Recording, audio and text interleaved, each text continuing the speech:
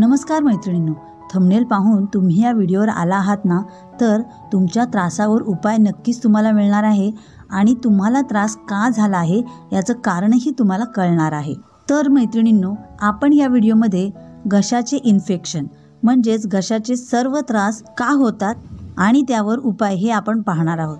तर आपण या व्हिडिओमध्ये घशाची खवखव, घशाची जळजळ, घसा लाल होणे, घशाच्या आत दाणे येणे, घशामध्ये टॉन्सिल सुजणे, तोंडातून वास येणे, घसा दुखणे, घशात काहीतरी चिकट असल्यासारखे वाटणे, खोकला येणे, आवाज बसणे, या सगळ्या त्रासांवर आपण उपाय पाहणार आहोत।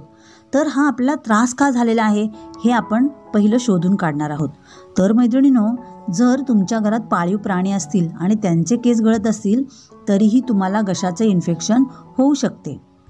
हिवाळ्यामध्ये हवा जेव्हा कोरडी होते त्यामुळे आपला घसाही कोरडा होतो, त्यामुळेही घशाचे त्रास उद्भवतात। जेव्हा आपल्याला सर्दी झालेली असते तेव्हा आपले नाक चोंदते आणि आपण तोंडाने श्वासोच्छ्वास करत असतो।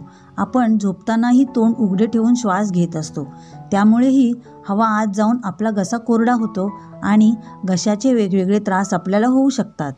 एखाद्या नवीन ठिकाणी जर तुम्ही गेलात आणि तिथे जर वायू प्रदूषण असेल तेव्हाही तुम्हाला घशाचे त्रास होऊ शकतात। त्याचबरोबर नाकामध्ये जळजळ, डोळ्यांना जळजळ, डोळे लाल होणे असे त्रास होऊ शकतात। जर तुम्हाला काही कारणाने उलटी झाली तर आपल्या पोटातील ॲसिड तोंडावाटे बाहेर येते आणि त्यामुळेही आपल्या घशाला त्रास होऊ शकतो। आणि मैत्रिणींनो, एक महत्त्वाचं कारण आहे, जेव्हा वातावरणात बदल होतो, थंडीनंतर अचानक गरम व्हायला लागतं, तेव्हा आपण लगेच थंड पदार्थ खायला सुरुवात करतो। आईस्क्रीम्स, कोल्ड ड्रिंक्स, थंड पाणी, त्यामुळे आपलं शरीर उष्ण असतं आणि आपण थंड पदार्थ खाल्ल्यामुळे आपल्या शरीरातील कफ हा वितळू लागतो, त्यामुळेही आपल्याला घशाचे त्रास होतात, सर्दी, खोकला लागतो। आणखीन एक आहे ज्यांना धुळीची ॲलर्जी असते, तर हे झाली कारणे ज्यामुळे घशाला त्रास होतो। आता आपण त्यावर उपाय पाहू।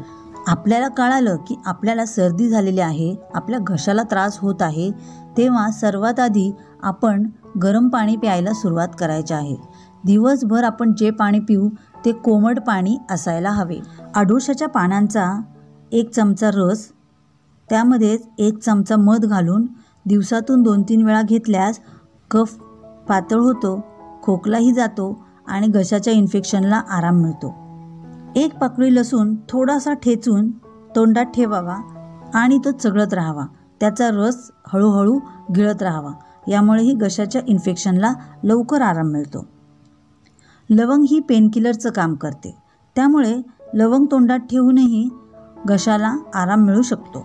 आलं ठेचून ते पाण्यामध्ये उकळून पाणी थोडं कोमट झाल्यावर त्यामध्ये मध घालून हे पाणी प्यावं, त्यामुळेही घशाला लवकर आराम मिळतो। सर्दीमध्ये किंवा घशाला त्रास असताना घसा कधीही कोरडा ठेवू नये, त्यासाठी गरम पाणी पीत राहणे गरजेचे असते।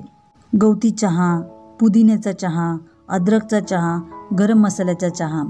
तर आता हे चहा बनवताना यामध्ये चहा पावडरचा वापर अजिबात करायचा नाही आहे। गरम मसाला चहा करताना 1 लवंग, 2 काळी मिरी, थोडीशी दालचिनी आणि अद्रक हे सर्व एकत्र पाण्यात उकळून घ्यावं आणि हा गरम गरम चहा प्यावा। तर मैत्रिणींनो, गुळण्याही तुम्ही करू शकता। गरम पाण्याच्या गुळण्या करायच्या आहेत, त्याच्यामध्ये तुम्ही बेकिंग सोडा घालू शकता, कधी मध घालू शकता, गरम पाण्यात मीठही घालू शकता, हळद घालू शकता। त्याचप्रमाणे जर तुमच्याकडे विनेगर असेल त्या विनेगरच्या पाण्यानेही तुम्ही गुळण्या करू शकता, त्यामुळेही तुम्हाला सर्दी, खोकला आणि घशाच्या आजारामध्ये आराम मिळतो। आणि एक म्हणजे जेव्हा आपल्याला सर्दी, खोकला किंवा घशाचा त्रास असतो तेव्हा रात्री 1 कप दुधामध्ये हळद घालून उकळायचं आणि हे दूध रात्री झोपताना प्यायचं आहे। यामुळे काय होईल, तुम्हाला झोपही शांत लागेल आणि सर्दी, खोकला यामध्येही तुम्हाला आराम मिळेल। एक महत्त्वाची टिप आहे मैत्रिणींनो, जर तुम्हाला वजन कमी करायचं असेल आणि त्यासाठी जर तुम्ही गरम पाण्यामध्ये मध घालून पित असाल ना, तर ही खूप चुकीची गोष्ट आहे। मध हे कधीही गरम पाण्यात घेऊ नये, थोडंसं पाणी सोकम असावं, त्यात तुम्ही नक्कीच घेऊ शकता। चहातही जर तुम्हाला मध घालायचं असेल, दुधातही मध घालायचं असेल तर गरम असताना टाकू नये। तर मैत्रिणींनो, हा व्हिडिओ तुम्हाला कसा वाटला मला नक्की कमेंट करा। तुम्हाला काही प्रश्न असतील तरीही मला नक्की विचारा, मी त्यावरही व्हिडिओ बनवीन. तर मैत्रिणींनो, आजपुरते एवढेच. आनंदी राहा, निरोगी राहा. धन्यवाद.